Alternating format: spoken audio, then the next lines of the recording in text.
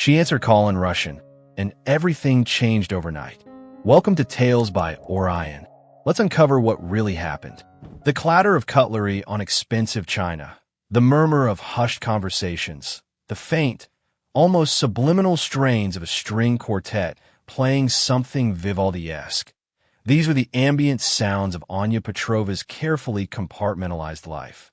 By day, or rather, by evening, she was a waitress at Le Signet d'Or, a bastion of old-world opulence and new-world prices, a place where the city's elite came to see and be seen, to conduct discreet business deals over outrageously priced consumables, and to generally reinforce their own sense of elevated self-worth.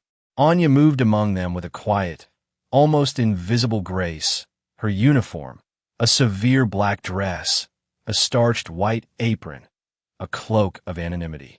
Her smile was professional, her service impeccable, her English, though tinged with the faintest, almost undetectable, Slavic lilt, grammatically perfect.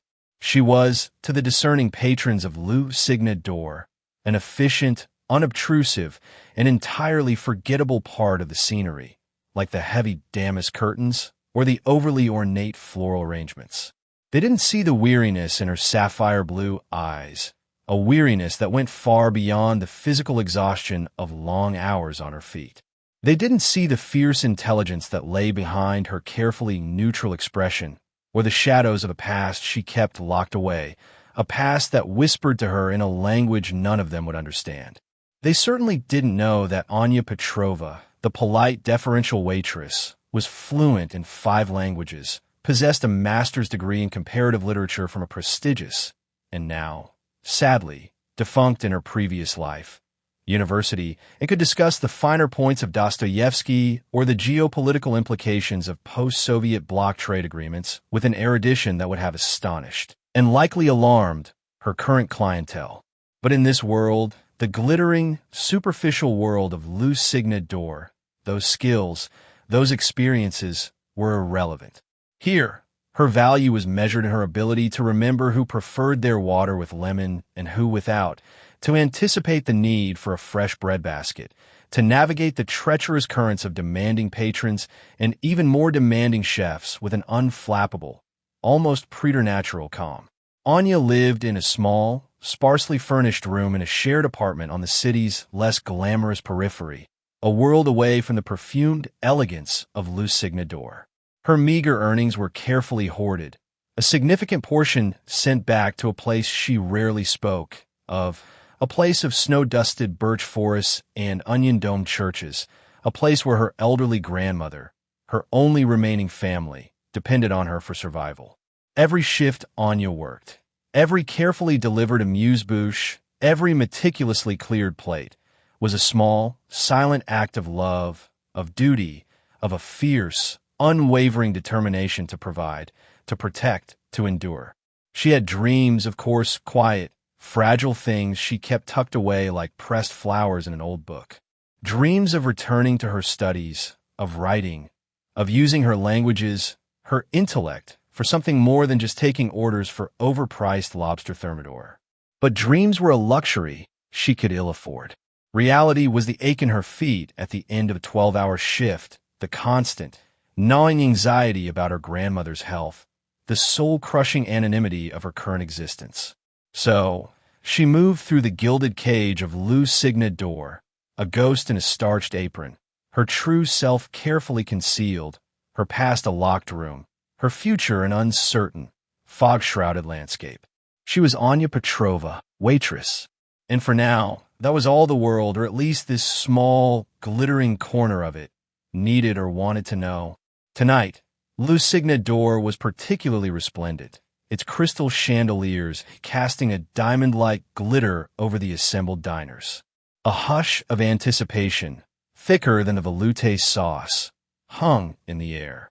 The reason for this heightened atmosphere was seated at the restaurant's most coveted corner table, the one with the discreet view of the private garden. Mr. Julian Thorne, a man whose name was a legend in the notoriously cutthroat world of international finance. Thorne was not merely wealthy. He was a titan, a predator, a man who moved markets with a whispered word, whose corporate raids were the stuff of boardroom nightmares. He was in his late 50s. Though he looked younger, his silver hair impeccably styled, his Seville Row suit a testament to understated power. His eyes, the color of glacial ice, missed nothing, conceded less. He was known for his sharp intellect, his even sharper tongue, and his utter intolerance for incompetence or inefficiency in any form. He was, in short, a terrifyingly influential and notoriously difficult patron. Anya had been assigned to his table, a fact that had sent a ripple of sympathetic dread through her fellow staff members. Serving Julian Thorne was a trial by fire, a high-wire act where the slightest misstep could result in a withering glare, a cutting remark, or, in extreme cases, a quiet word to the manager that could spell the end of a career. Anya, however, approached the task with her usual calm, professional composure. She had served difficult men before. She knew the dance.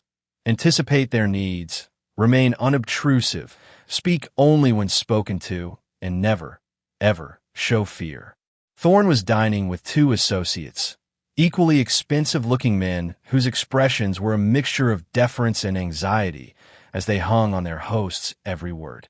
The conversation, conducted in low, discreet tones, was clearly business, punctuated by the occasional sharp gesture from Thorne, the almost imperceptible tightening of his jaw when a point was being made or contested.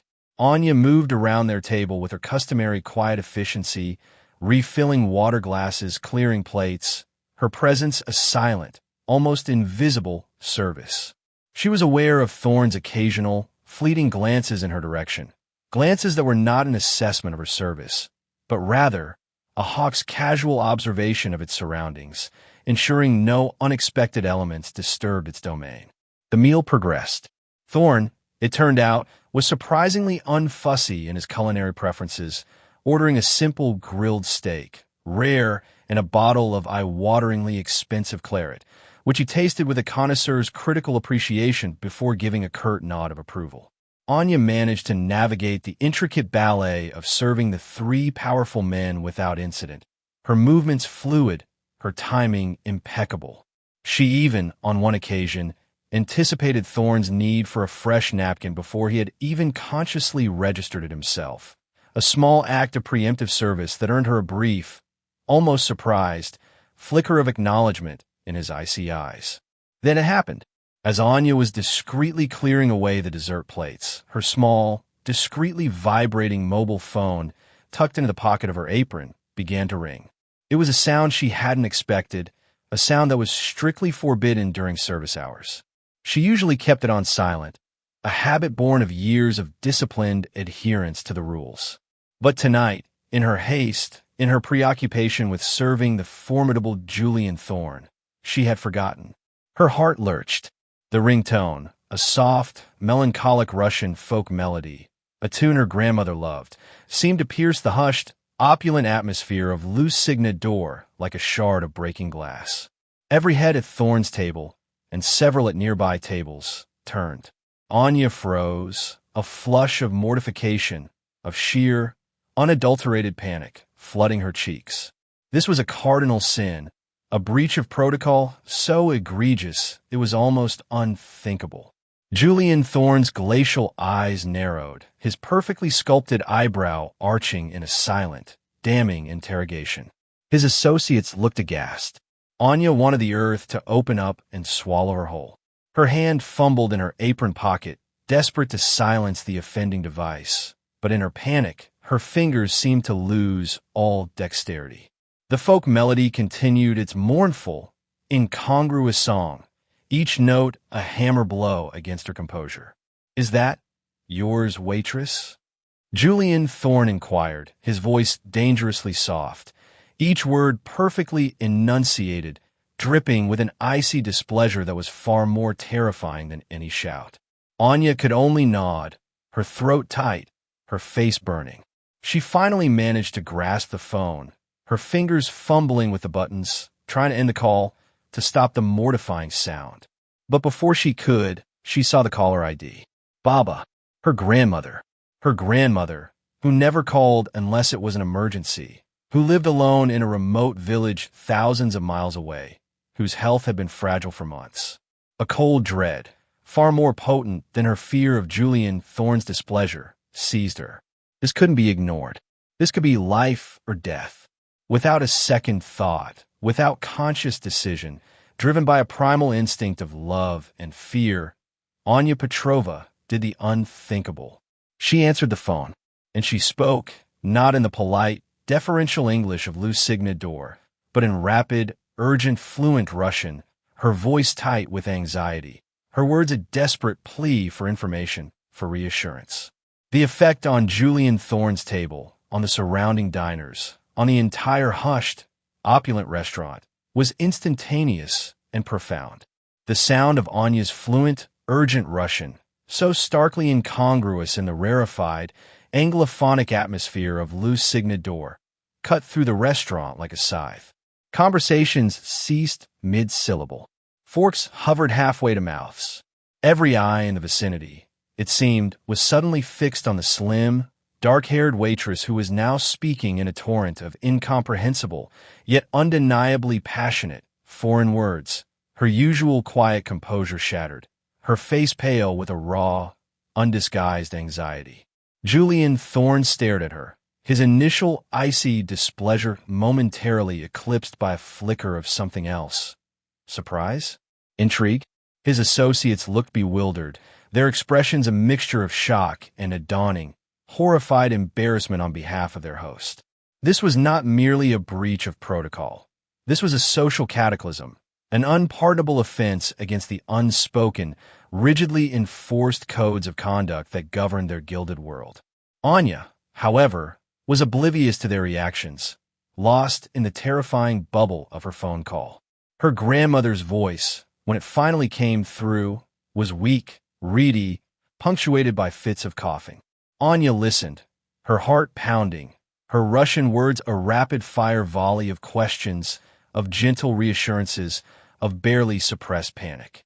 She learned that her grandmother had fallen, that she was alone, that the village doctor was miles away and the roads impassable due to a sudden, unseasonal blizzard. The situation was dire. Her grandmother needed help immediately. The phone call lasted perhaps no more than 2 minutes, but to Anya, it felt like an eternity, an agonizing descent into a private hell, played out on a public stage. When she finally ended the call, her hand was shaking so violently she could barely hold the phone.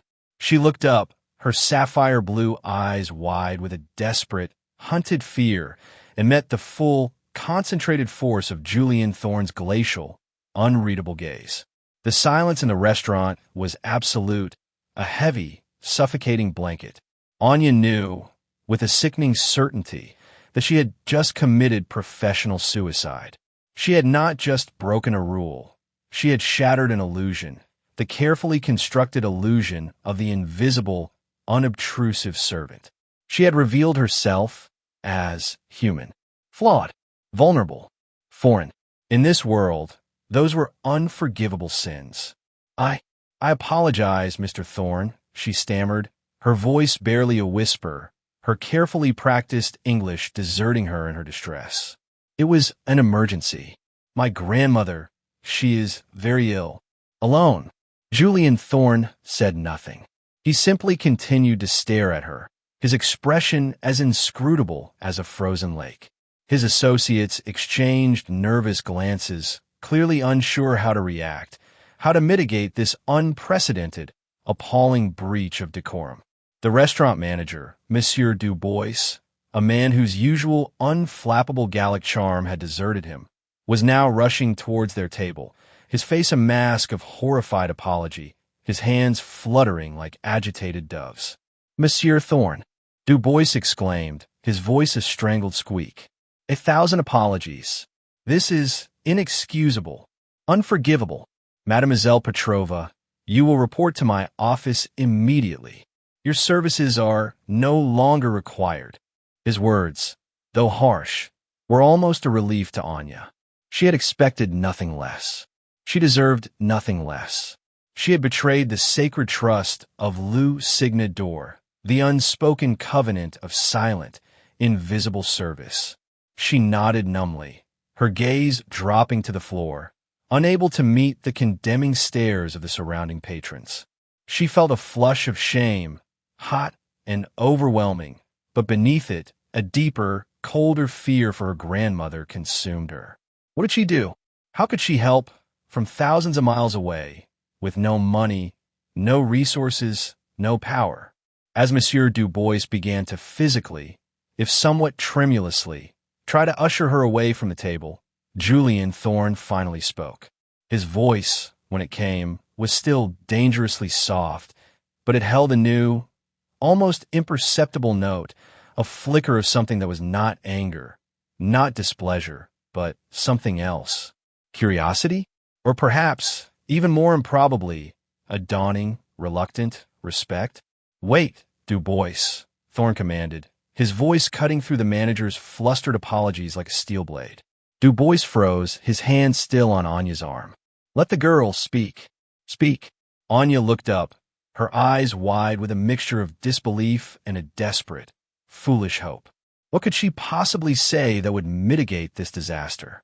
Julian Thorne's gaze was fixed on her, his expression still unreadable, but the icy contempt seemed to have lessened, replaced by a keen, analytical attentiveness. "You speak Russian, Mademoiselle Petrova?" he inquired, his tone conversational, almost casual. Anya nodded, her throat tight. "Yes, sir. It is my native language."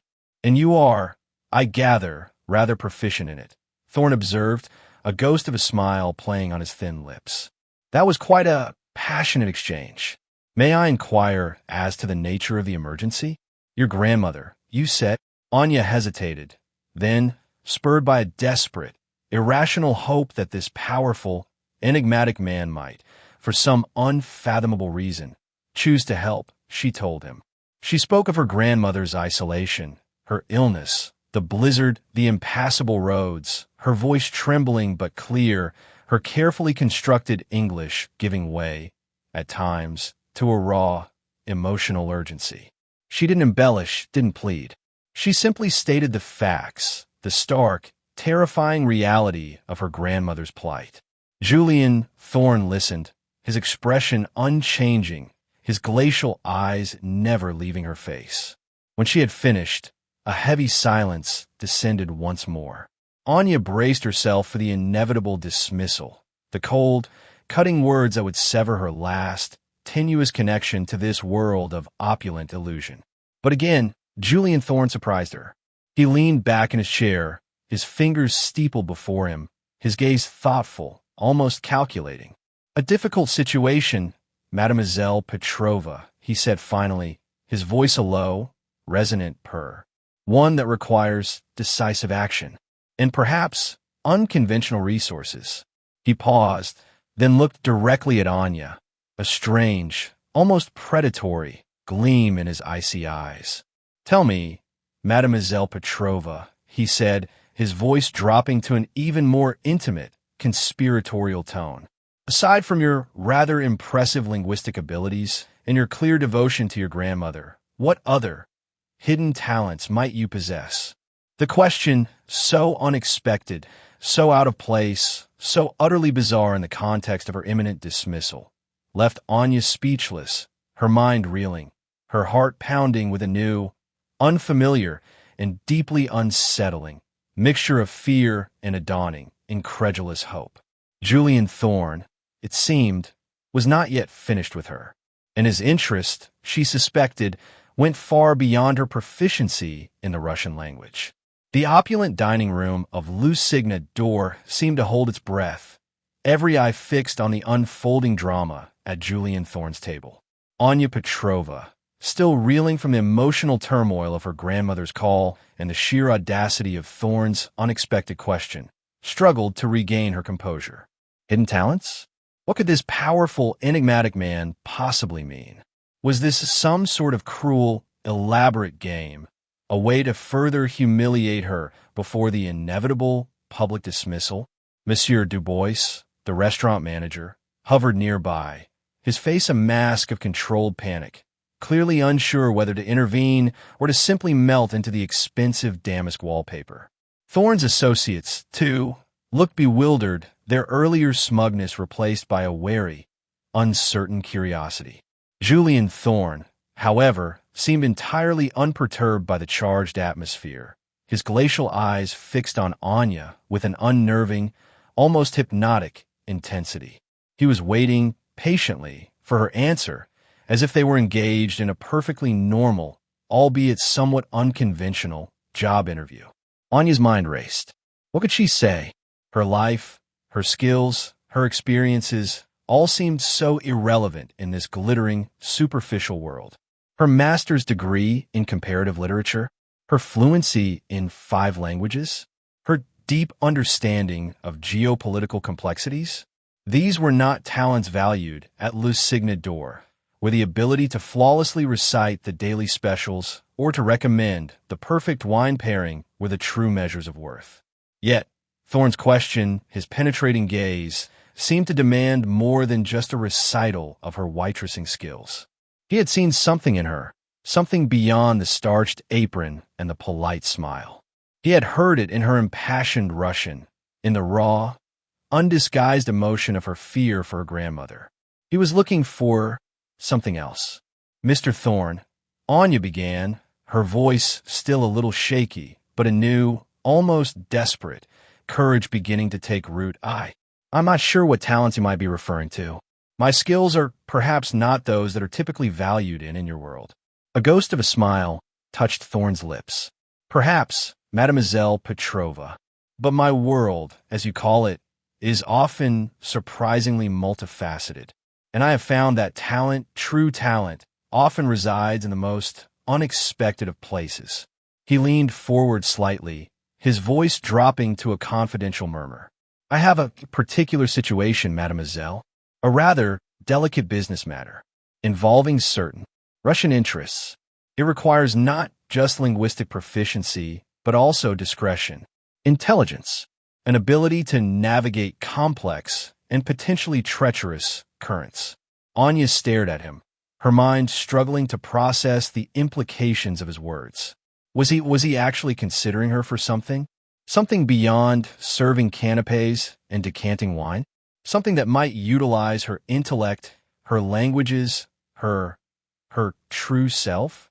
The idea was so outlandish, so utterly improbable, that she almost dismissed it as a hallucination, a product of her stress and exhaustion.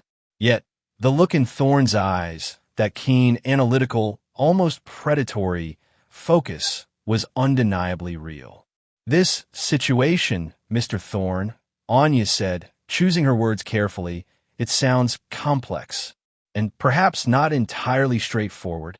Few things of value ever are, mademoiselle, Thorne replied, his smile widening fractionally. But the rewards, should one navigate these currents successfully, can be considerable. He paused, his gaze unwavering. I need someone I can trust, mademoiselle. Someone with a sharp mind, a cool head, and the ability to understand nuances that might escape others. Someone who is not easily intimidated. Someone who is perhaps a little desperate. That last word, desperate, hung in the air between them, a stark, unspoken acknowledgement of her current, precarious situation. He knew. He saw her vulnerability, her need, and he was, in his own ruthless, calculating way, offering her a lifeline, albeit a lifeline attached to a potentially very dangerous, very unpredictable shark. And you believe, Mr. Thorne, Anya said, her voice barely a whisper, that a waitress might be that someone? Thorne's gaze swept over her, a slow, deliberate appraisal that made her skin prickle. I believe, Mademoiselle Petrova, he said finally, his voice a low, resonant purr, that you are far more than just a waitress. I believe you are a woman of hidden depths, and I am a man who has always appreciated a good investment. He leaned back in his chair, a silent, almost regal, invitation for her to consider his unspoken offer. The million-dollar question, the one that had led to her current predicament, was still unanswered. Her grandmother was still ill, alone, in danger. Anya's fear for her was a raw, aching wound. And here was this man, this powerful, enigmatic, and undeniably ruthless billionaire offering her what? A job? A mission? A descent into a world of corporate intrigue and high-stakes maneuvering that she couldn't even begin to comprehend? It was insane. It was terrifying. It was, perhaps, her only hope. Mr. Thorne, Anya said, her voice gaining a new, quiet strength. My grandmother, she needs medical attention. Urgently. I need to get to her. I need to arrange for her care. That is my only priority right now. Thorne nodded slowly. Understood, mademoiselle. And if you were to consider my proposal favorably, I assure you, the matter of your grandmother's well-being and your ability to attend to it would become a non-issue. Consider it a signing bonus, shall we say? A demonstration of my good faith. His words were a silken snare, a tempting, irresistible lure. He was offering her everything she desperately needed.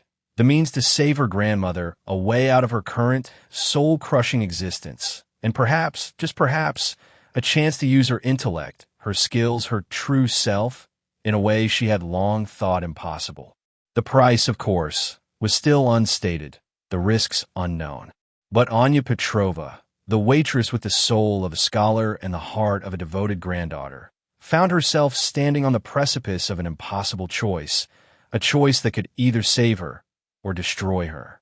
And Julian Thorne, the master puppeteer, watched her, his glacial eyes gleaming, waiting for her to take the bait. The weight of Julian Thorne's unspoken offer, combined with the crushing anxiety for her grandmother, pressed down on Anya with an almost physical force. Her mind, usually so sharp, so analytical, felt like a tangled knot of conflicting emotions. Fear, desperation, a dawning, incredulous hope, and a deep, visceral mistrust of the man who sat before her, calmly offering her a Faustian bargain. She thought of her grandmother, alone, ill, in a remote village cut off by a blizzard. The image was a torment, a constant, throbbing ache in her heart. And Thorne, with his casual, almost dismissive offer to make that problem a non-issue, was dangling a lifeline so potent, so irresistible, that it seemed almost cruel. This business matter, Mr. Thorne. Anya finally managed, her voice low, her gaze searching his, trying to penetrate the layers of icy control, of calculated charm, to find some hint of his true intentions. What exactly would it entail? What would you expect of me? Thorne's lips curved into that familiar, enigmatic smile. Details, Mademoiselle Petrova, are best discussed in a more private setting. Suffice it to say, for now, that it involves a certain recalcitrant Russian oligarch, a gentleman with whom I have some unresolved financial discrepancies, and whose current elusiveness is proving rather inconvenient. He paused, his glacial eyes glinting. Your linguistic skills, your cultural understanding, your apparent ability to remain calm under pressure, these could be invaluable assets in facilitating a more productive dialogue with this gentleman. Productive dialogue. Anya had a sudden, chilling premonition that Thorne's definition of productive dialogue might differ rather significantly from her own. This wasn't just about translation. This was about negotiation, about persuasion, about navigating the treacherous, murky waters of high-stakes international finance, a world populated by men like Thorne, men who played for keeps, men for whom ethics were a mere inconvenience, and human lives, perhaps, just collateral damage. And if I decline, Mr. Thorne? Anya asked, her voice quiet but firm. What then? Thorne shrugged, a gesture of elegant, dismissive indifference. Then, Madame Petrova, Monsieur Dubois here will, I am sure, finalize the termination of your employment, and you'll be free to pursue whatever other options are available to you. Though, forgive my bluntness, in your current circumstances, those options would appear to be somewhat limited. His words were a cold, hard slap of reality. He was right. Her options were limited. Her grandmother was in peril, and he, Julian Thorne, held all the cards. He was offering her a way out, a dangerous, uncertain, and undoubtedly compromised way out, but a way out nonetheless. The alternative was unthinkable. To abandon her grandmother, to return to the crushing anonymity of her previous life, to let her intellect, her skills, her very essence, wither and die in the sterile, soul-destroying confines of another menial job. The thought was unbearable. She looked at Julian Thorne, at his cool, calculating eyes, at the faint, almost predatory smile playing on his lips. He was a devil, perhaps, offering a devil's bargain. But sometimes, when one is drowning, even a devil's hand can look like salvation. Mr. Thorne, Anya said, her voice taking on a new, almost steely, resolve, a resolve born of desperation and a dawning, reckless courage. If I were to consider your proposal, my grandmother's immediate safety and well-being would have to be guaranteed. Before anything else. Thorne's smile widened. He had her. He knew it. But of course, Mademoiselle Petrova, he purred, his voice a silken caress. Consider it done. My private jet is at your disposal. A medical team will be dispatched to her village immediately. She will receive the best care money can buy, either there, or, if necessary, flown to any facility in the world you choose. He paused, letting the full weight of his offer sink in. All I ask in return, mademoiselle, is your undivided attention, your unique talents, and your discretion. He leaned forward, his eyes locking onto hers, his voice dropping to an almost hypnotic whisper. Do we have an understanding, Anya Petrova? He used her first name, a subtle, proprietorial shift, a claiming of her future. Anya met his gaze, her own sapphire blue eyes, usually so carefully guarded, now holding a flicker of something new, a dawning, reluctant, and deeply compromised hope. She thought of her grandmother, safe, cared for. She thought of herself, finally, perhaps, able to use her intellect, her skills, for something more than just reciting the daily specials. The price was high, the risks unknown. But the alternative was a slow, certain descent into despair. Yes, Mr. Thorne, she said, her voice quiet but firm, the words tasting like ash and gold in her mouth. We have an understanding. The die was cast. Anya Petrova, the waitress from Lou's Signet Door, had just stepped out of the shadows and into the dangerous, glittering, and utterly unpredictable world of Julian Thorne. Her life, she knew, would never be the same. The next day, as Julian Thorne had promised, things moved with a swift, almost breathtaking efficiency.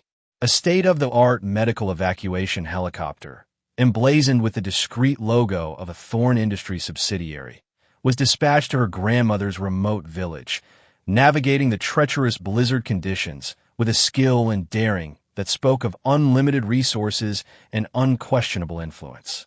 Within hours, her grandmother, Baba Zuya, was airlifted to a private clinic in Switzerland, a facility renowned for its cutting-edge geriatric care and its equally astronomical fees. Anya, her heart a tumultuous mixture of relief, gratitude, and a deep, gnawing anxiety about the true nature of her bargain with Thorne, was flown to Switzerland on Thorne's private jet, a luxurious, almost surreal, experience that felt a million miles away from her cramped, fourth-floor walk-up and her threadbare existence. She found Baba Zoya weak, frail, but stable, her sapphire blue eyes, so like Anya's own, clearing with a dawning, bewildered recognition when she saw her granddaughter. The relief Anya felt was so profound it almost buckled her knees. For her grandmother's safety, for this precious, fragile life, she would do almost anything. Julian Thorne, true to his word, did not press her immediately. He allowed her a few days to settle her grandmother, to ensure she was receiving the best possible care, to absorb the seismic shift that had just occurred in her life. He communicated with her through his impeccably discreet personal assistant, Ms. Albright, a woman whose cool, efficient demeanor reminded Anya, uncomfortably, of Ms. Evangeline Holloway from another, equally improbable tale, who arranged for Anya's accommodation in a luxurious suite at a nearby hotel, a suite whose nightly rate was more than Anya earned in a month at Le Signet d'Or. Then the summons came. A simple, elegantly embossed card, delivered by a liveried chauffeur. Mademoiselle Petrova, Mr. Thorne requests the pleasure of your company for dinner this evening. 7 o'clock. His private residence. His private residence. Not a neutral hotel suite, not a discreet business office. His home. The implication was clear. The time for pleasantries, for settling in, was over. The true nature of their understanding was about to be revealed. Anya dressed for her dinner with Julian Thorne with a sense of trepidation that bordered on dread. The luxurious hotel suite, with its silk sheets and its panoramic views of the snow-capped Alps, felt like a gilded cage, a temporary holding cell before her true sentence was pronounced. She had no illusions about the nature of this dinner. It was not a social engagement. It was a summons, a prelude to the fulfillment of her side of their dark, unspoken bargain. She chose a simple, elegant black dress, one she had bought years ago for a university function, a relic from a life that now seemed a distant, almost forgotten dream. It was understated professional, yet it clung to her slim figure in a way that made her feel both vulnerable and strangely, defiantly feminine. She wore minimal makeup, her sapphire blue eyes, her most striking feature, holding a mixture of anxiety, determination, and a carefully concealed intelligence. Julian Thorne's private residence was not what she had expected. It was not a modern, sterile glass and steel monstrosity, but an old, rambling chalet nestled high in the mountains, its weathered wooden beams and stone fireplaces exuding an air of rustic, almost melancholic charm. The interior, however, was a surprising blend of old-world elegance and cutting-edge technology, a space that was both intimate and undeniably powerful, much like the man himself. Thorne greeted her not in a formal drawing room, but in a vast, book-lined study, a fire roaring in a massive stone hearth, casting dancing shadows on the richly paneled walls. He was dressed casually, in a dark cashmere sweater and tailored trousers, yet he seemed no less formidable, no less in command, than he had in his bespoke suit at Luce Signador. "Anya," he said, his voice a low, resonant purr, his use of her first name a subtle, yet significant, shift in their dynamic. "Welcome. Please come in. Make yourself comfortable." He gestured towards a deep leather armchair near the fire. Comfortable. The word seemed a cruel irony in this charged, uncertain atmosphere. Anya sat, her posture erect, her hands clasped tightly in her lap. Thorne poured them both a snifter of amber-colored liquid from a crystal decanter. Brandy, she presumed, expensive, potent. He handed her a glass, his fingers brushing hers for a fraction of a second longer than necessary, a touch that sent an unwelcome shiver down her spine. "To new beginnings, Anya," he said, raising his glass in a mock toast, his glacial eyes holding hers, a faint, enigmatic smile playing on his lips. "And to mutually beneficial understandings." Anya sipped the brandy, its fiery warmth doing little to dispel the chill of apprehension that had settled deep within her. The preliminaries were over. The game was about to begin. "Mr. Thorne," she began, her voice quiet but firm, "you have honored your side of our agreement. My grandmother is safe. She is receiving the best possible care. For that, I am profoundly grateful." Thorne inclined his head, a gesture of regal acknowledgement. "Gratitude is a commendable emotion, Anya. But our understanding, as you recall, involved more than just filial devotion." He paused, swirling the brandy in his glass, his gaze never leaving hers. "The matter of our recalcitrant oligarch, Mr. Dmitry Volkov. He is proving to be rather elusive and remarkably resistant to conventional methods of persuasion." Anya's heart gave a nervous flutter. Dmitry Volkov. She knew the name. A shadowy figure, rumored to have ties to organized crime. A man who had amassed a vast, untraceable fortune in the chaotic aftermath of the Soviet Union's collapse. A man known for his ruthlessness, his cunning, and his profound, almost paranoid, secrecy. This was the delicate business matter Thorne needed her help with. This was not just navigating treacherous currents. This was swimming with sharks in a pool full of piranhas. "Mr. Volkov," Thorne continued, his voice a silken thread, "is currently residing in a rather inaccessible location. A private island in the Mediterranean, guarded more fiercely than Fort Knox. My usual emissaries have been unable to gain an audience. He is, understandably, wary of outsiders, particularly those with my reputation. He took another sip of his brandy, his eyes gleaming in the firelight. However, he said, his smile widening fractionally, I have received intelligence that Mr. Volkov has a particular weakness.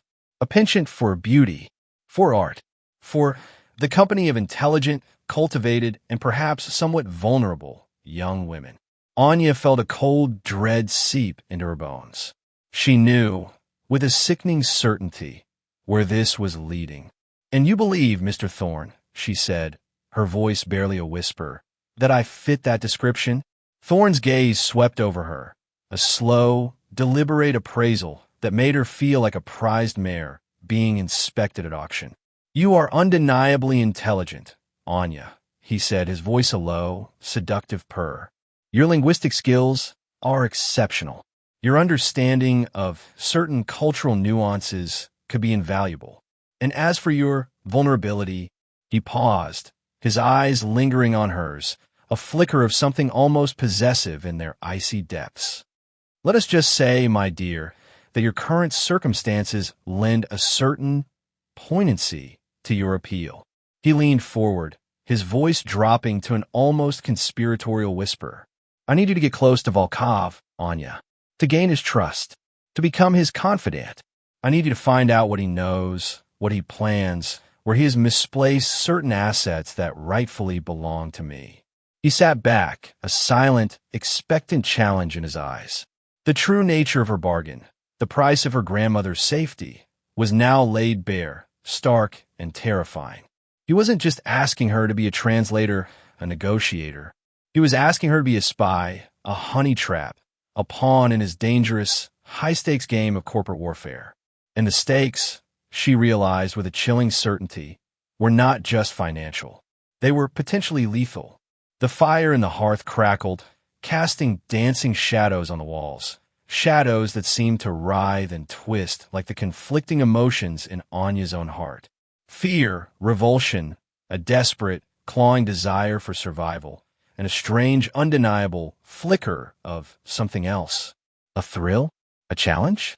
A recognition of the abyss that lay before her, and a perverse, terrifying curiosity to see if she could navigate its treacherous depths, and perhaps, just perhaps, emerge not just unscathed, but transformed.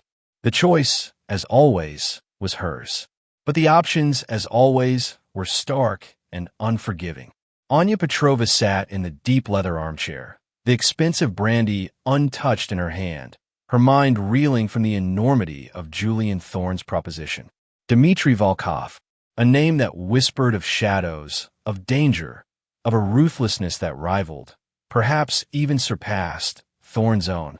And she, Anya, the quiet, unassuming waitress, was to be the key to unlocking his secrets, the bait in Thorne's elaborate, high-stakes trap. The thought was both ludicrous and terrifying. Mr. Thorne, she began, her voice surprisingly steady despite the turmoil raging within her.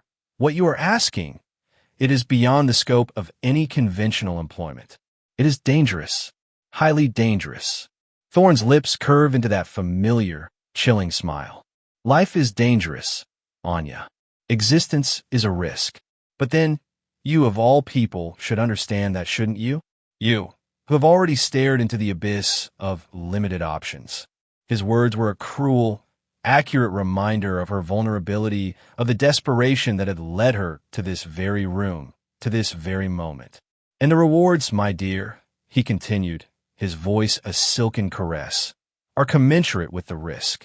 Successfully facilitate my recovery of certain assets from Mr. Volkov, and your grandmother will want for nothing for the rest of her days. You yourself will be handsomely compensated, enough to pursue those literary ambitions you harbor, enough to reclaim the life that was so unfairly taken from you.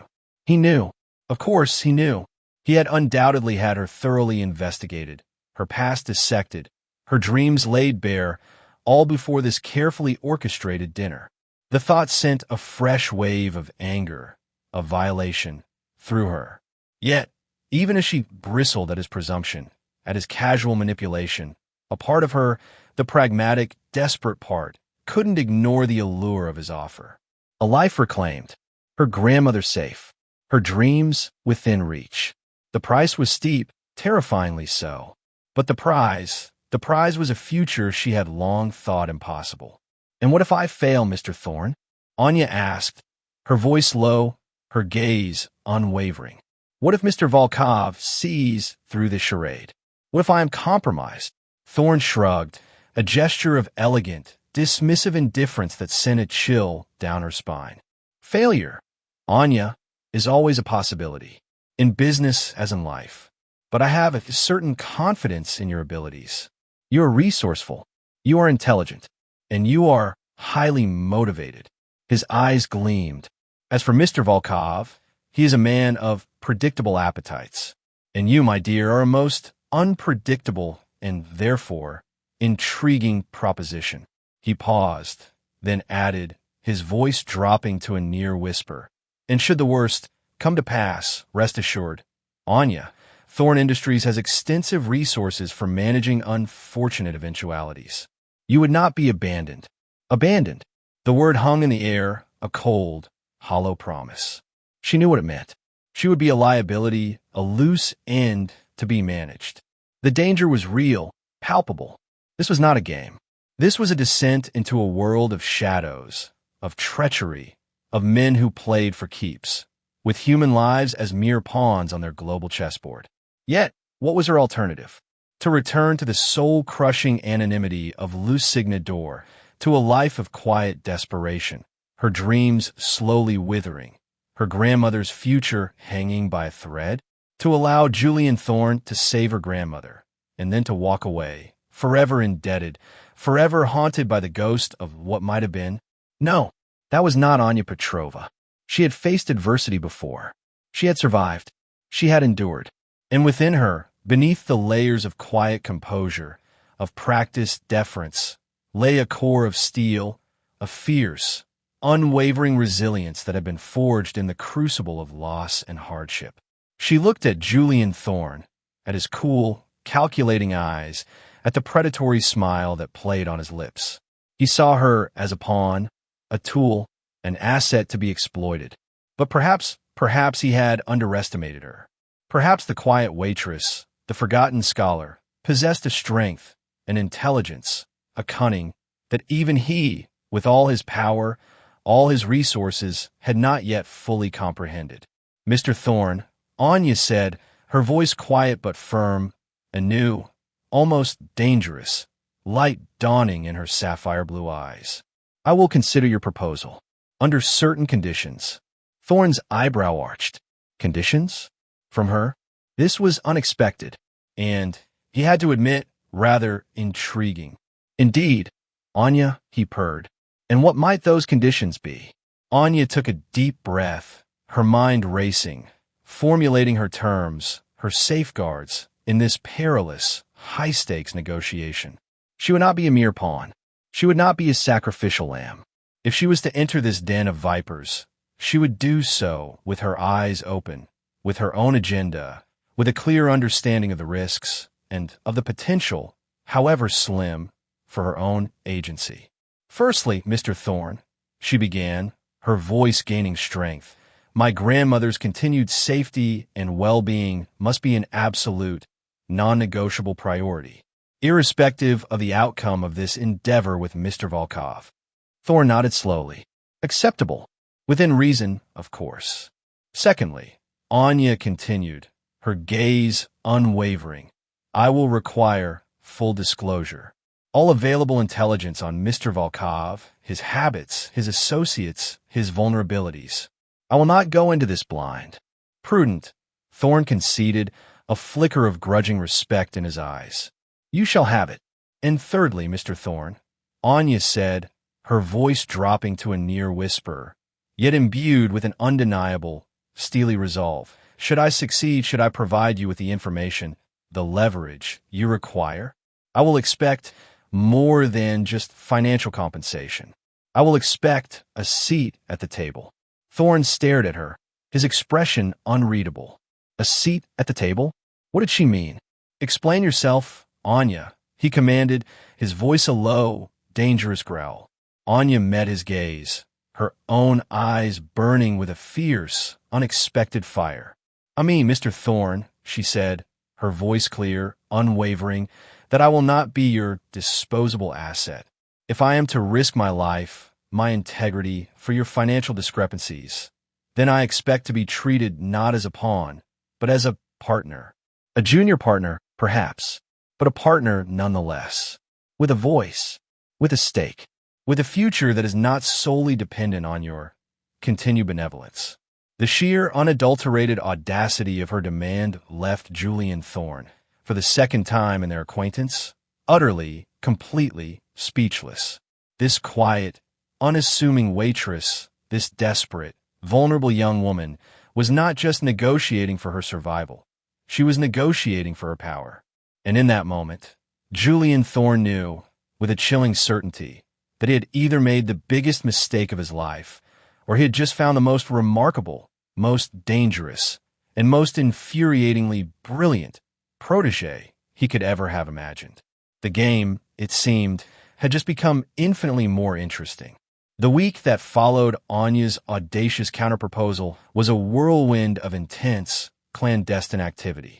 Julian Thorne, true to his word, or perhaps intrigued by her sheer nerve, had agreed, in principle, to her conditions. The details, he had purred, would be finalized upon the successful conclusion of the Volkov affair. But in the interim, he provided her with everything she had requested, and more. A secure, anonymous apartment in a discreet Zurich neighborhood became her base of operations.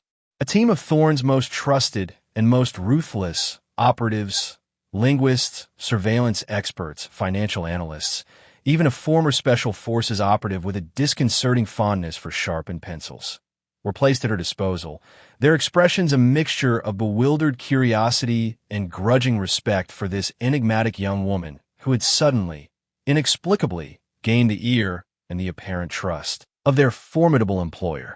Anya immersed herself in the world of Dmitry Volkov.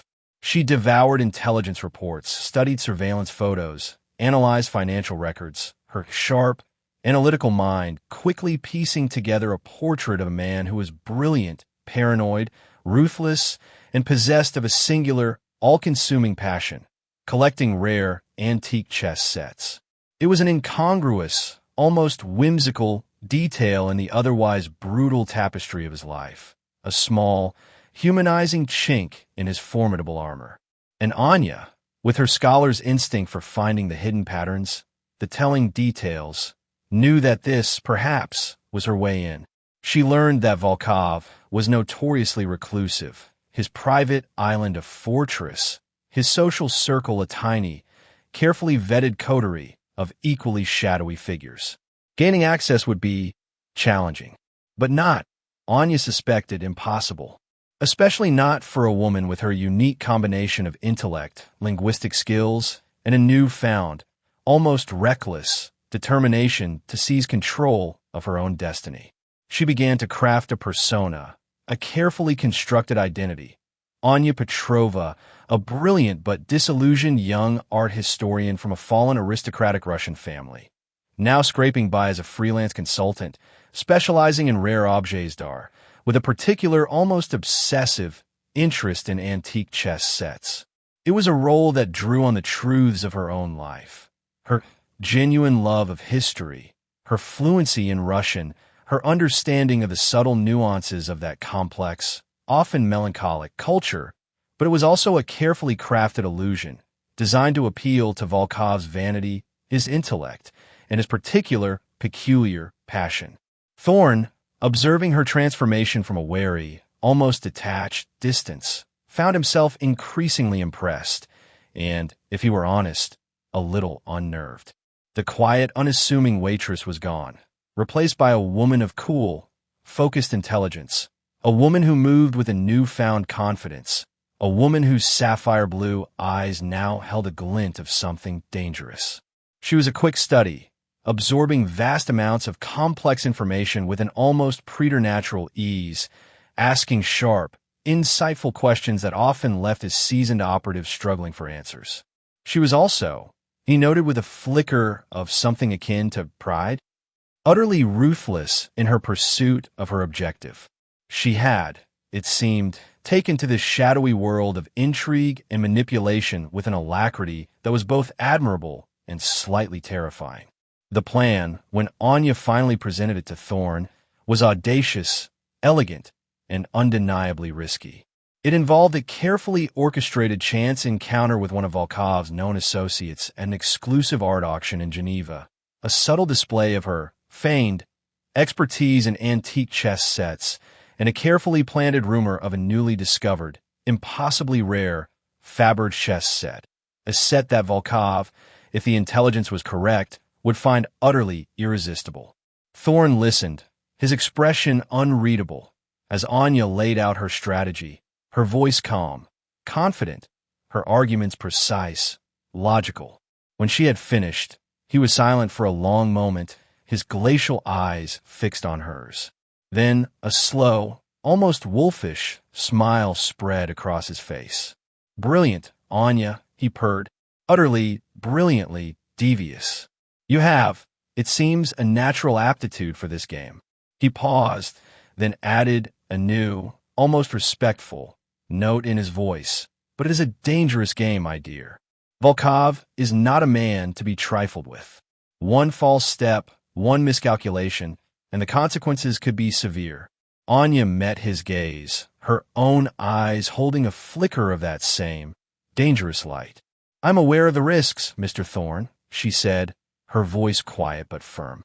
"But then, as you yourself once pointedly reminded me, life is dangerous. And some of us are more motivated than others to navigate its currents successfully." Thorne threw back his head and laughed, a genuine, unrestrained sound that echoed through the luxurious Zurich apartment, a sound that surprised them both. It was the laugh of a man who had just recognized a kindred spirit, a fellow predator, in the most unexpected of disguises. "Indeed, Anya Petrova," he said, his eyes gleaming with a new, almost exhilarating, respect. Indeed, the stage was set. The players were in place. And Anya, the waitress turned spy, the scholar turned schemer, was about to step onto the treacherous, glittering chessboard of Dmitry Volkov's world, armed with her intellect, her courage, and a desperate, unwavering determination to not just survive, but to win. Her own game, on her own terms. The art auction in Geneva was a glittering, decadent affair, a veritable constellation of old money, new money, and money of distinctly questionable origins.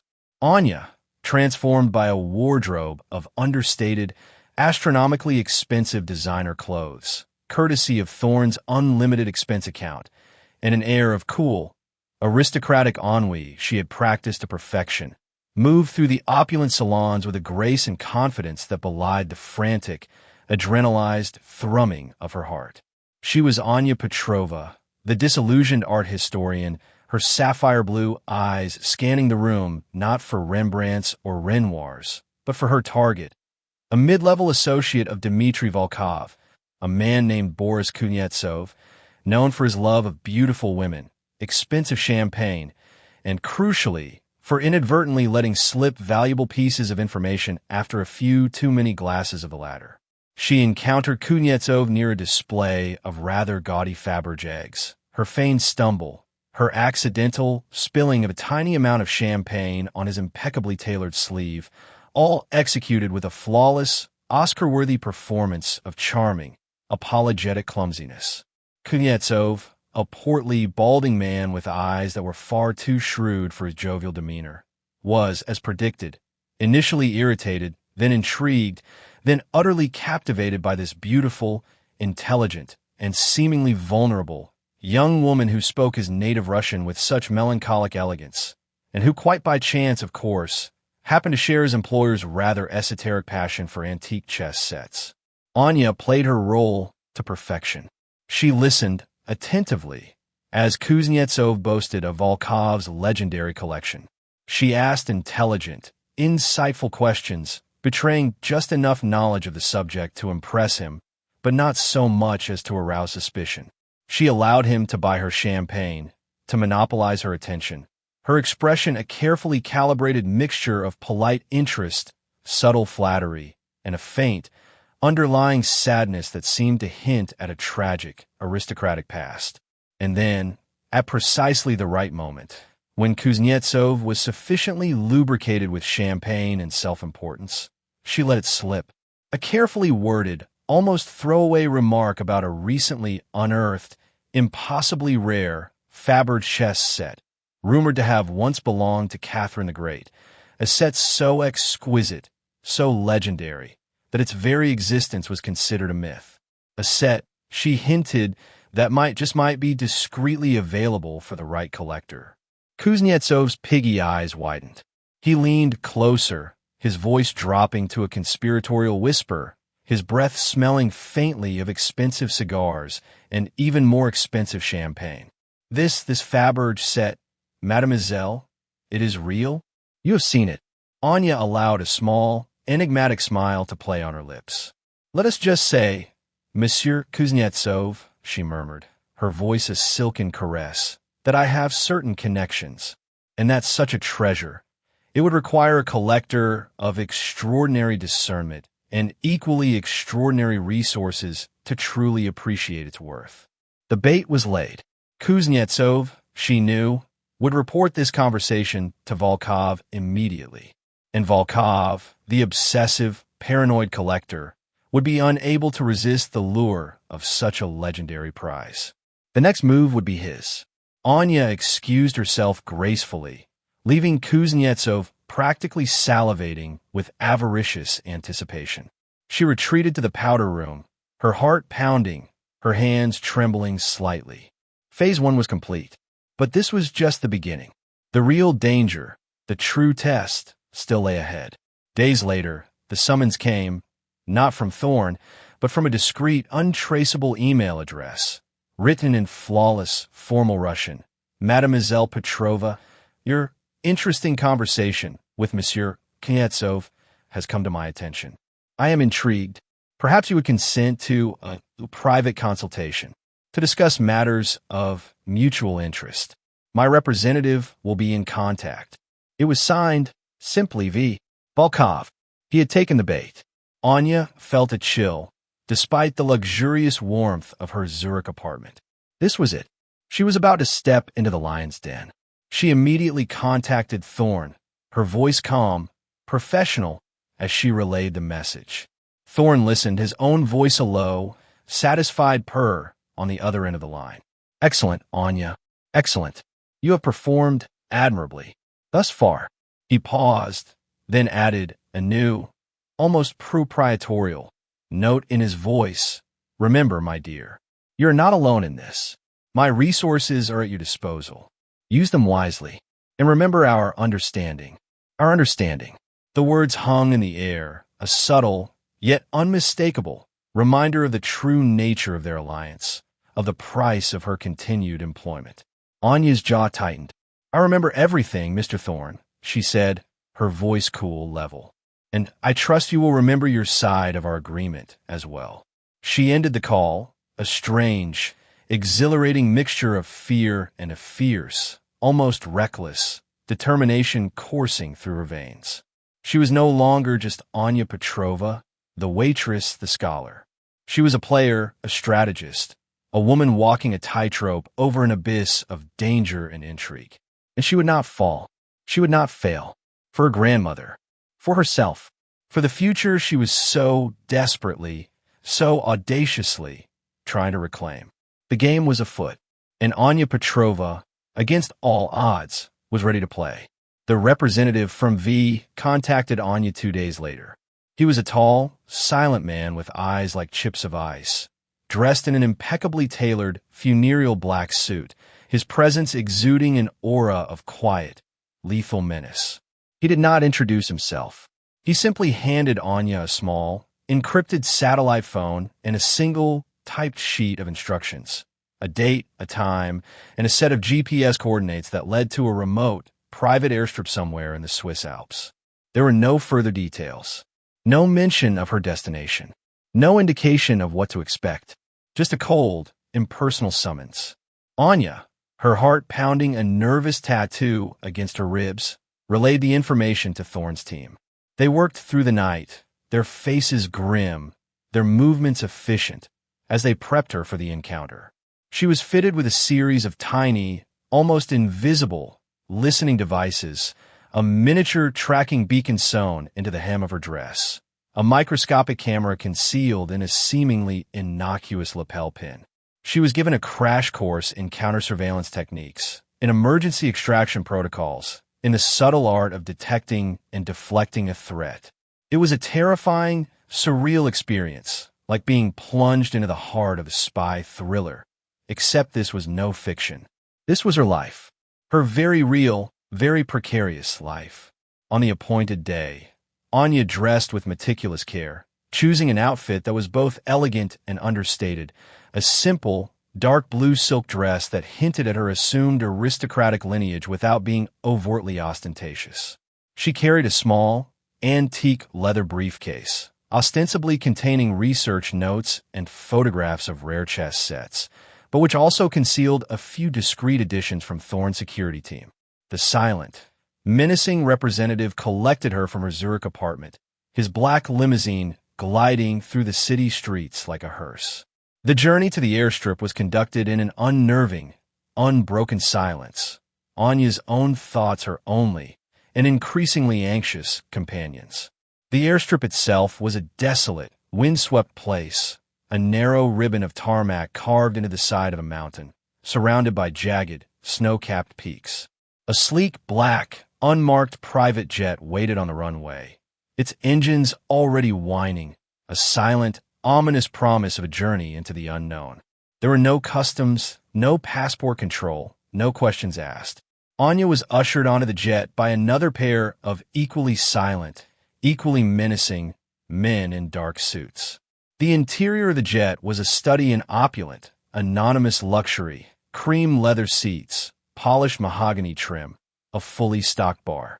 But the windows were all heavily tinted, offering no glimpse of their flight path, no clue as to their destination. Anya sat alone in the plush cabin, the silence broken only by the roar of the engines as they climbed into the bruised, pre-dawn sky. She felt a profound sense of isolation, of being cut off from everything familiar, everything safe. She was truly on her own now, a solitary pawn moving across a vast, dangerous chessboard, her only allies the unseen, unheard voices of Thorne's team, monitoring her from afar, and her own courage, her own intellect, her own desperate, unwavering will to survive. The flight lasted several hours. When they finally began their descent, Anya still had no idea where she was. As the jet taxied to a halt on another remote, unmarked airstrip, this one surrounded by lush, tropical vegetation, the cabin door opened, and she was met not by men in dark suits, but by a woman. A strikingly beautiful woman, with long, raven hair, eyes the color of emeralds, and a smile that was both welcoming and subtly, disconcertingly predatory. Mademoiselle Petrova. The woman purred, her voice a low, husky contralto, her English tinge with a faint, unplaceable accent. "Welcome. Mr. Volkov is expecting you." She gestured towards a waiting helicopter, its rotors already beginning to spin. Anya followed her, her heart pounding, her senses on high alert. This was it, the final approach, the entry into the lair of Dmitry Volkov. The helicopter lifted off, skimming over a turquoise sea towards a small, verdant island that rose from the waves like a jeweled mirage. As they drew closer, Anya could see a sprawling, whitewashed villa nestled amidst palm trees and vibrant, exotic flowers, its architecture a blend of Mediterranean charm and fortress-like security. This was Volkov's sanctuary, his private kingdom, a place where he was king and where his word was law. The helicopter landed on a pristine helipad near the villa. The beautiful, emerald-eyed woman led Anya through lush, manicured gardens, fragrant with the scent of jasmine and frangipani, towards a set of large, intricately carved wooden doors. The doors swung open silently, revealing a cool, marble-floored atrium filled with priceless antiques, exotic artwork, and an air of quiet, opulent menace. And there, standing in the center of the atrium, silhouetted against a vast, panoramic window overlooking the turquoise sea, was Dmitry Volkov. He was older than Anya had expected, perhaps in his late 60s. His silver hair swept back from a high, intelligent forehead, his face a mask of aristocratic disdain and watchful, predatory stillness. He was dressed in a simple, elegant white linen suit, a stark contrast to the dark, funereal attire of his underlings. His eyes, however, were anything but simple. They were a pale, chilling gray, like chips of ice, and they seemed to pierce through Anya's carefully constructed facade, to see into the very depths of her soul. "Mademoiselle Petrova," Volkov said, his voice a low, gravelly rumble, his Russian flawless, tinged with the faint, almost musical lilt of his native Georgia. "Welcome to my humble abode. I trust your journey was comfortable." Anya met his gaze, her own sapphire blue eyes holding a mixture of feigned deference and a carefully concealed, steely resolve. "It was Mr. Volkov," she replied, her own Russian equally flawless, her voice calm, steady. "Thank you for your generous invitation." Volkov's thin lips curved into a small, almost imperceptible smile. It was not a smile of warmth or welcome. It was the smile of a spider observing a particularly intriguing fly that had just wandered into its web. "The pleasure, mademoiselle," he purred, "is, I assure you, all mine." The game had truly begun, and Anya Petrova, armed with her intellect, her courage, and the desperate, unwavering hope of reclaiming her life, her future, her grandmother's well-being, knew that she was playing for the highest stakes imaginable. One false move, one miscalculation, and she would be consumed. Dmitry Volkov's private island was a masterpiece of curated beauty and subtle, omnipresent menace. Every fragrant bloom, every perfectly placed antique, every silent, watchful servant seemed to underscore his absolute power, his meticulous control over his environment, and, by extension, over anyone who dared to enter it. Anya Petrova, acutely aware of the invisible web of surveillance that undoubtedly surrounded her, moved through this gilded cage with a carefully calibrated mixture of admiration and a feigned, almost naive, vulnerability. She allowed Volkov to lead her on a tour of his villa, a labyrinth of cool, marble-floored rooms filled with priceless art, ancient artifacts, and, of course, his legendary collection of antique chess sets. Each set was a masterpiece, displayed in custom-built, climate-controlled glass cases, illuminated by strategically placed spotlights. Ivory, ebony, jade, amber, silver, gold, each one a testament to exquisite craftsmanship, to history, to power. Volkov spoke of them with a connoisseur's passion, his gravelly voice softening, his icy gray eyes taking on an almost boyish gleam as he recounted their histories, their provenances, the often ruthless, intricate maneuvers he had employed to acquire them. Anya listened attentively, asking intelligent, insightful questions, her knowledge of art history, of obscure artisans, of the subtle nuances of different historical periods, clearly impressing, and perhaps even surprising him. She was playing her role to perfection, the brilliant but disillusioned scholar, captivated by his collection, by his intellect, by his charm. For Volkov, Anya discovered, could be charming when he chose to be. His manners were impeccable, his conversation witty, erudite, his attention, when focused on her, almost seductive. He treated her not as a supplicant, not as a potential threat, but as an equal, a fellow connoisseur, a woman whose intellect and beauty he clearly and increasingly appreciated. Yet beneath the veneer of urbane sophistication, Anya sensed the coiled serpent, the ruthless predator, his icy gray eyes constantly assessing her, probing for weaknesses, for hidden agendas. She knew she was walking a tightrope, that the slightest misstep could send her plummeting into an abyss of unknown, but undoubtedly unpleasant, consequences. Dinner that evening was a lavish, multi-course affair, served by silent, unobtrusive staff on a moonlit terrace overlooking the turquoise sea. The conversation flowed easily, ranging from Russian literature. Anya, of course, quoted Dostoevsky with a poignant, melancholic accuracy that seemed to resonate with Volkov's own Slavic soul, to the current geopolitical landscape. Here, Anya feigned a charming, almost feminine, ignorance, allowing Volkov to pontificate, to display his own, often cynical insights. She was careful, always careful, to defer to his opinions, to flatter his intellect, to create an atmosphere of relaxed, almost intimate camaraderie. The subject of the mythical Faberge chess set, the bait that had lured him into this meeting, was not mentioned. Anya knew better than to press. She would let him bring it up in his own time, when he felt sufficiently intrigued, sufficiently comfortable. After dinner, Volkov led her to his private study, a room even more opulent, more personal than the rest of the villa. It was lined, floor to ceiling, with ancient, leather-bound books, the air thick with the scent of old paper, beeswax, and expensive cigars. And in the center of the room, on a massive, antique mahogany table, sat his most prized possession, a magnificent, intricately carved ivory chess set, rumored to have once belonged to Napoleon himself. A game, Mademoiselle Petrova? Volkov purred, his eyes gleaming in the lamplight, a silent challenge in their icy depths. To test our wits? Our strategies? Anya met his gaze, a faint, enigmatic smile playing on her lips.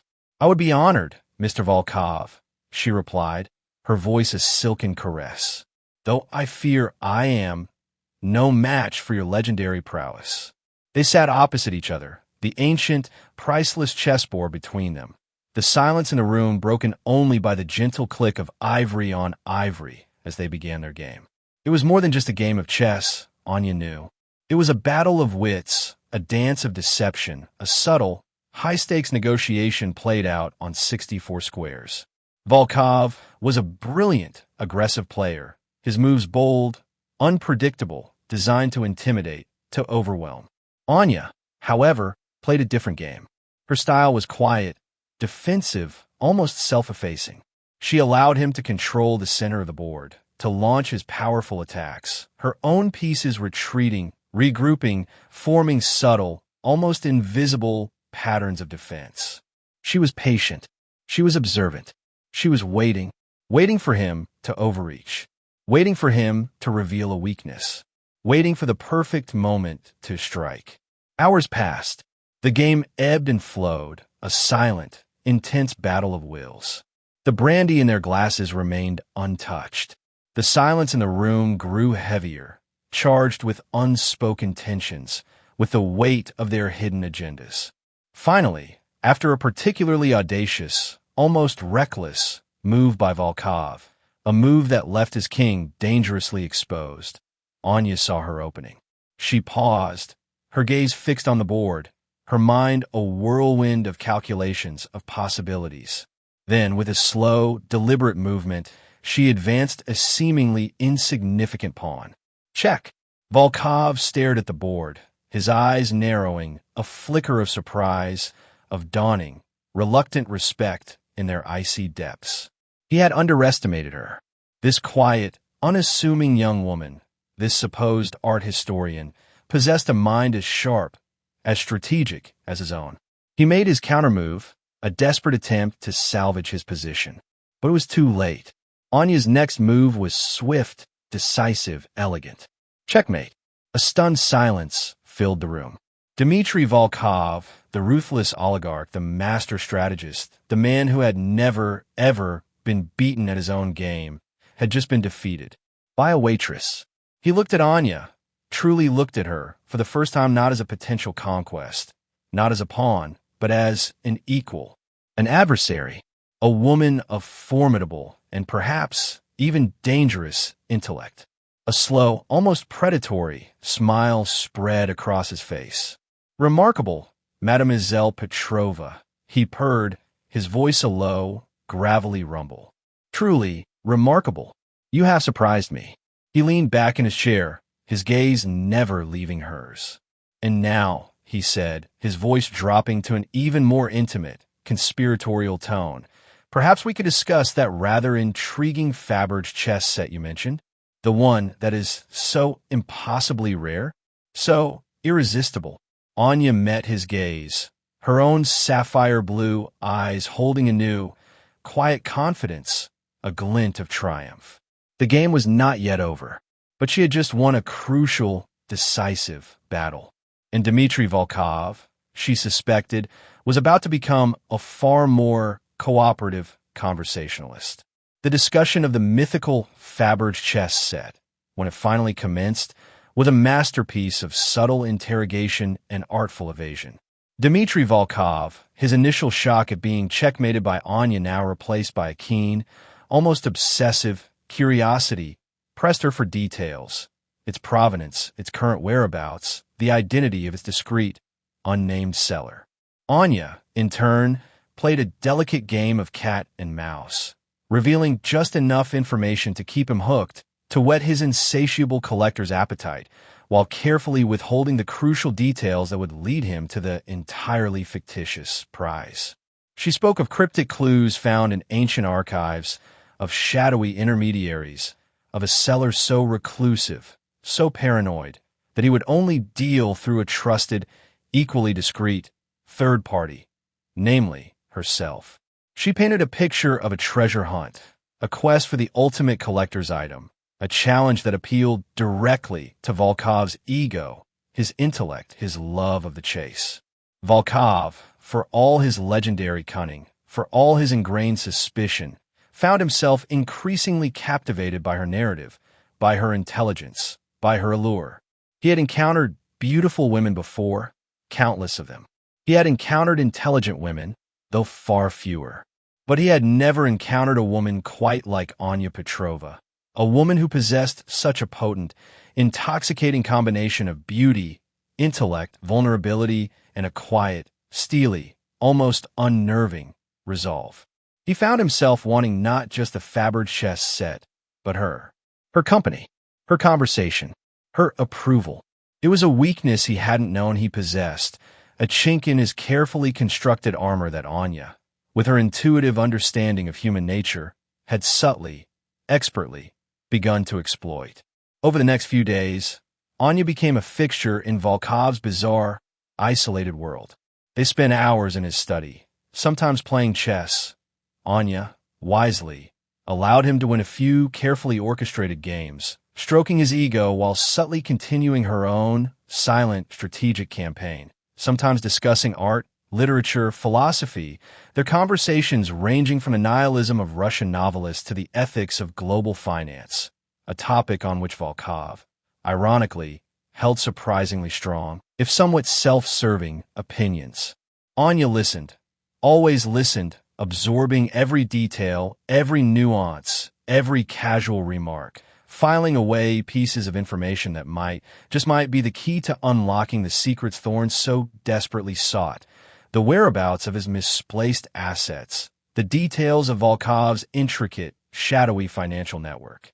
She learned of Volkov's deep-seated paranoia, his distrust of the outside world, his fear of betrayal. She learned of his surprisingly sentimental attachment to certain objects, certain memories, certain people from his past. She learned of his vulnerabilities, his weaknesses, the subtle fault lines that ran beneath his carefully constructed facade of ruthless invincibility. And she reported it all, meticulously, discreetly, through the encrypted satellite phone, to Thorne's team, who listened with a mixture of awe and a growing, almost fearful, respect for this young woman who was navigating the treacherous currents of Volkov's world with such astonishing skill and courage. Thorne himself, when he received her updates, found himself experiencing a complex, unsettling mixture of emotions. He was impressed, undeniably, by her progress, by her intelligence, by her sheer, unadulterated nerve. But he was also disquieted. Anya was proving to be far more than just a useful asset, a disposable pawn. She was becoming a player, a force to be reckoned with, and he wasn't entirely sure how he felt about that. Was he creating a protege or a rival? The lines, once so clear, so defined, were becoming blurred. Meanwhile, on Volkov's island paradise, Anya walked a razor's edge. She was constantly aware of the danger, of the invisible web of surveillance, of the silent, watchful eyes of Volkov's menacing security detail. She knew that one false step, one careless word, one flicker of her true agenda could have fatal consequences. Yet, she pushed on, driven by her desperate need to secure her grandmother's future, to reclaim her own life, and by a strange, almost perverse, fascination with the complex, contradictory, and undeniably dangerous man who was her captor, her target, and in a bizarre, twisted way, her intellectual sparring partner. The Faber chess set remained the glittering, elusive prize, the MacGuffin that kept Volkov engaged, that kept him talking, that kept him revealing, piece by painstaking piece, the secrets of his shadowy empire. Anya continued to feed him tantalizing clues, to lead him on a carefully orchestrated chase, always keeping the ultimate prize just out of reach, always promising that the next revelation, the next meeting, would bring him one step closer. It was a dangerous game, a game of high-stakes deception, played out against a backdrop of opulent luxury and simmering, unspoken menace. And Anya Petrova, the waitress from Le Signador, was playing it for all it was worth, her own life, her own future, hanging in the delicate, precarious balance. She was no longer just a pawn. She was becoming the queen. The culmination of Anya's intricate dance with Dmitry Volkov arrived with the subtlety of a perfectly executed checkmate. After weeks of careful manipulation, of building trust, of feeding his obsessive collector's desire for the mythical Faber chess set, Anya had finally maneuvered him into a position where he was willing to reveal the one piece of information Julian Thorne coveted above all else.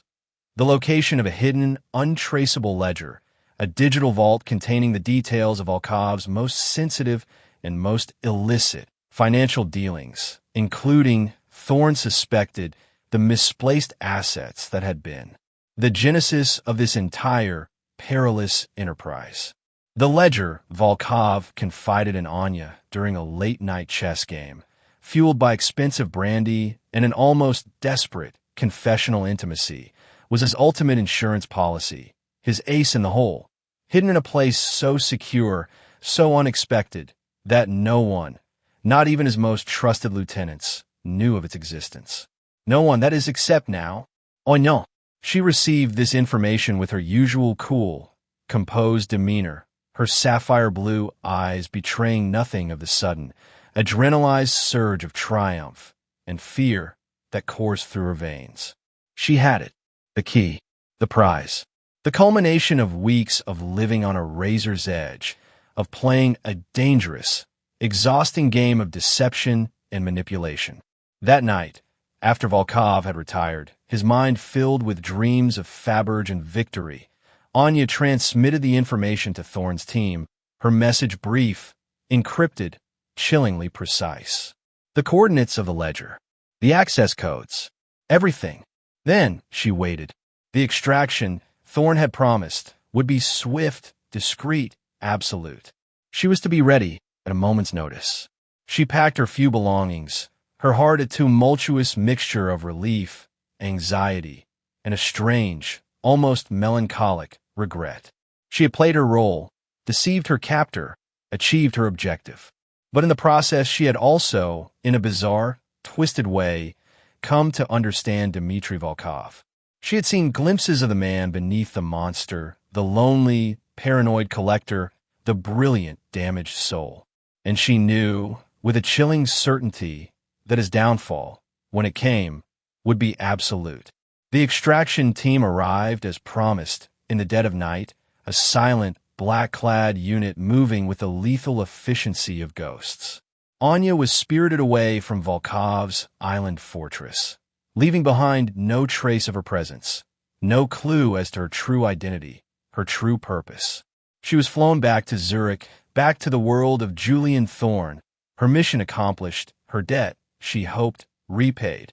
Thorne greeted her not with elation, not with triumph, but with a cool, appraising, almost unervingly respectful gaze.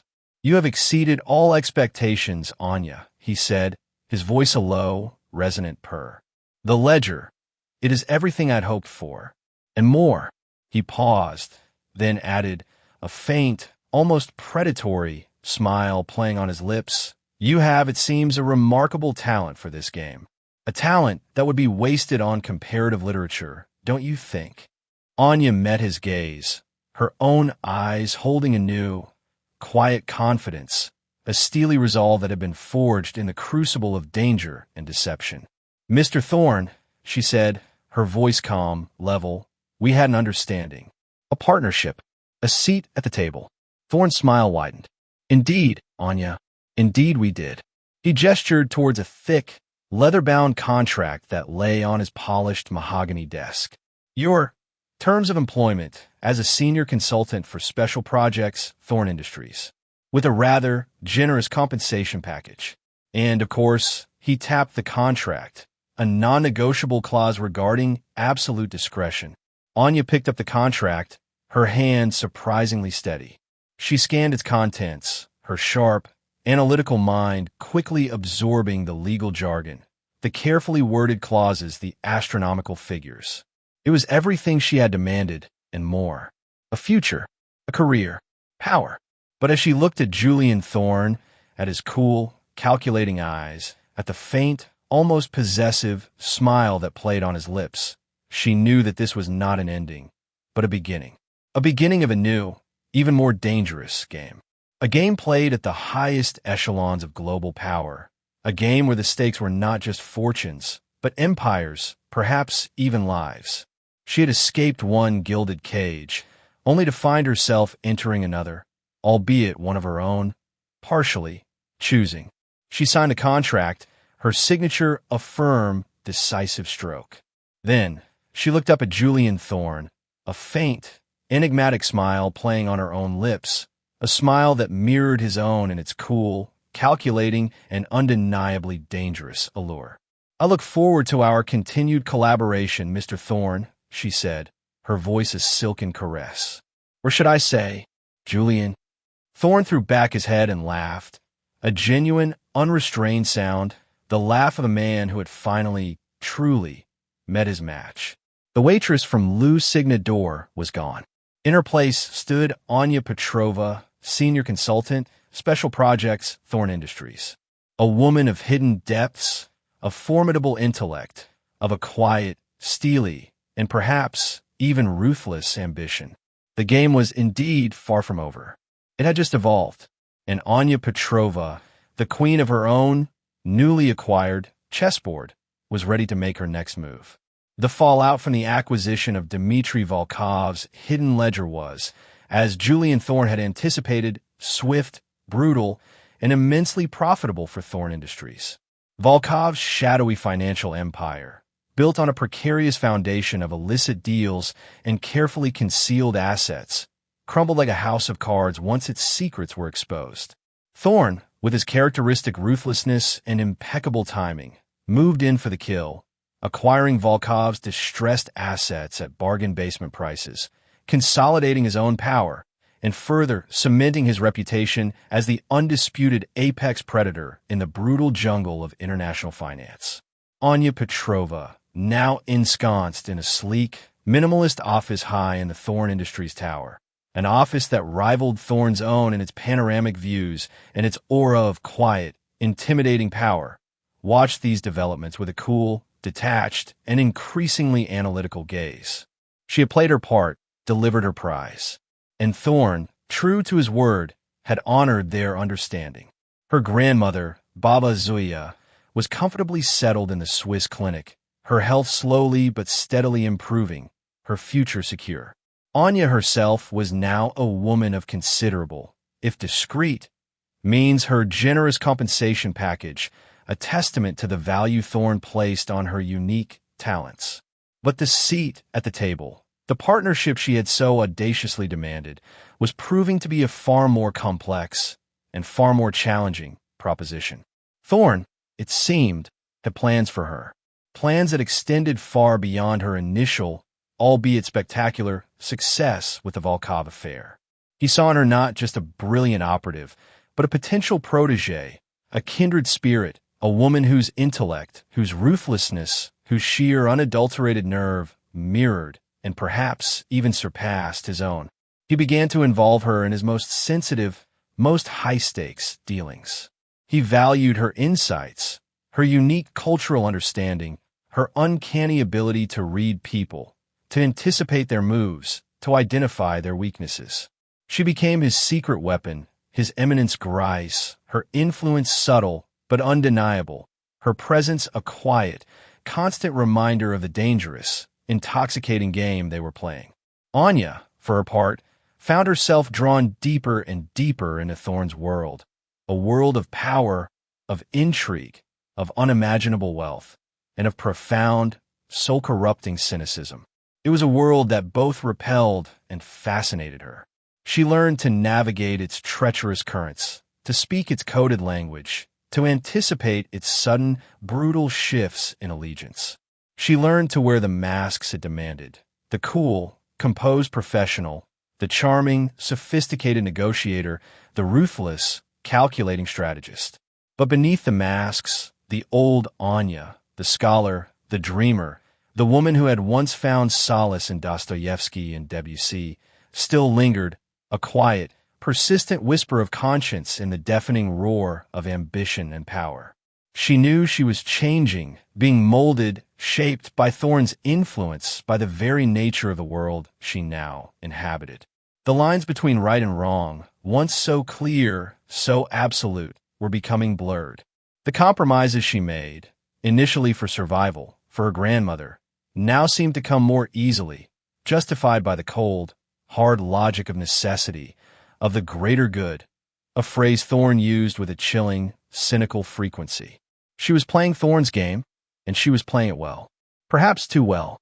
There were moments, late at night, alone in her luxurious, sterile apartment, when she would look at her reflection in the darkened window, at the cool, sophisticated stranger staring back at her, and wonder, who had she become? Was this the future she had so desperately fought for? Or had she merely exchanged one form of servitude for another, a gilded cage for a golden shackle? The answer, when it came, was as elusive, as enigmatic, as the man who had become her mentor, her partner, her tormentor, Julian Thorne. He was a devil, yes, but he was also, undeniably, the most fascinating, most challenging, most intellectually stimulating man she had ever known. Their relationship was a complex, volatile cocktail of respect, mistrust, attraction, and a shared, unspoken understanding of the darkness that lay beneath the glittering facade of their world. It was a dangerous dance, a high-stakes game of chess played not with ivory pieces, but with human lives, with fortunes, with the very souls of those who dared to enter their orbit. And Anya Petrova, the waitress who had once served canapes and dreamed of stars, now found herself a queen on a global chessboard, her every move fraught with peril, her every victory tinged with a faint, persistent, and deeply unsettling taste of ash. The journey was far from over. The game was far from won, and the price of her seat at the table, she was beginning to realize, might be far, far higher than she could ever have imagined. The question that haunted her sleepless nights was no longer, will I survive, but rather, when I do, what will be left of me? The answer, like so much in her new, dangerous, exhilarating life, remained shrouded in shadow, waiting to be revealed in the next, inevitable, and undoubtedly treacherous move.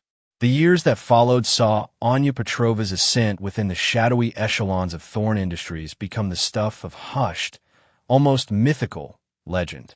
She was Julian Thorne's right hand, his confidant, his most trusted and most feared operative. Her name became synonymous with complex, high-stakes international negotiations, with the discreet, almost invisible resolution of delicate situations, with an uncanny ability to anticipate market shifts, to identify geopolitical fault lines, to navigate the treacherous, often lethal, currents of global power.